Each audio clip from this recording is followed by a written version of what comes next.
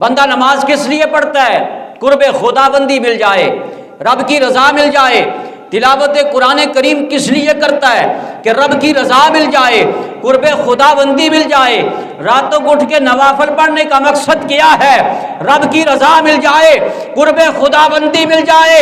لیکن بات کو یاد رکھیے، ادھر رب فرما رہا ہے تم چاہتے ہو میری رضا، نماز پڑھتے ہو اس لیے کہ میری رضا مل جائے، تم زکوٰۃ دیتے ہو اس لیے کہ میری رضا مل جائے، تم حج کرتے ہو اس لیے کہ میری رضا مل جائے، تم راتوں کو قیام کرتے ہو اس لیے کہ میری رضا مل جائے، تم اس لیے نیک اعمال کرتے ہو میری رضا مل جائے۔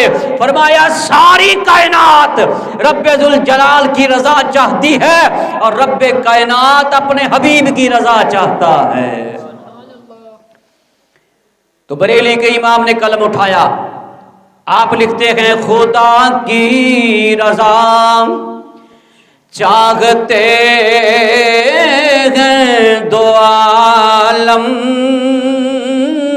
خدا کی رضا چاہتے ہیں دو عالم، مل کے پڑھیے ذرا، خدا کی رضا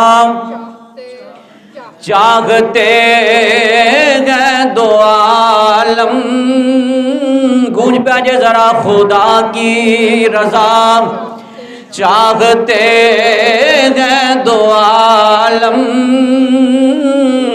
خدا چاہتا ہے رضائے محمد، خدا چاہتا ہے رضائے محمد۔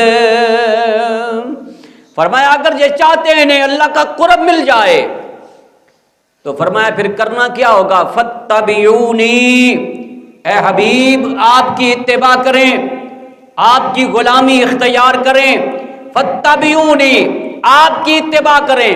اب اتباع کیسے کرنی ہے؟ اتباع کسے کہتے ہیں؟ اتباع کہتے ہیں قدم پہ قدم پیچھے چلنے کو۔ حضور کی غلامی میں قدم پہ قدم پیچھے چلنے کا نام اتباع ہے۔